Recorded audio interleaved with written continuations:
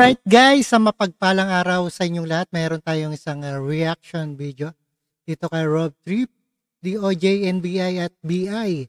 Nagpulong bukas kaugnay sa Pogo Band.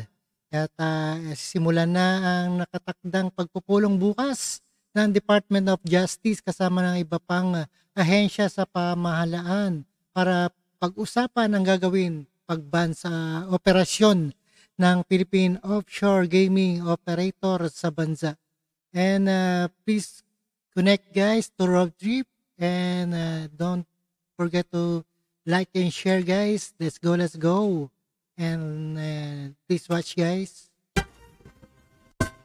Dante, ano-ano ang inaasahang matatalakay sa pagpupulong bukas ng DOJ?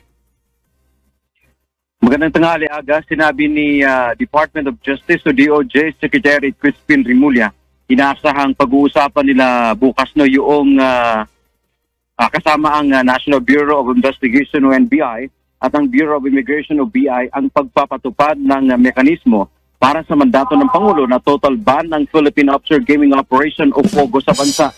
Ayon pa kay Rimulya, dapat kasi maging organisado ang buong proseso.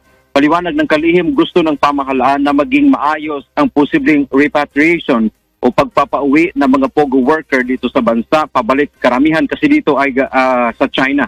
Gayon din yung issue ng pagkansela sa kanilang visa na inisyo. Dagdag pa ni Rimulya ang ibinigay ng Bureau of Immigration na 60 araw sa POGO workers na voluntaryong umalis ng Pilipinas. Isa lamang ito sa opsyon para mapauwi ang POGO workers bilang alinsunod o pag-alinsunod sa December 31 deadline na wala ng operasyon dapat ng POGO sa Pilipinas. Bukas nga ay gagawin yung high-level meeting sa Malacanang kung saan dadalo si Secretary Rimulya at mga opisyal ng NBI at BI.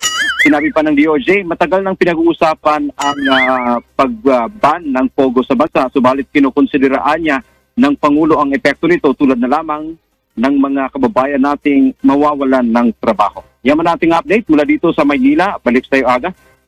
Alright guys, napanood at napakinggan po natin itong reaction video dito kay Rob Trip.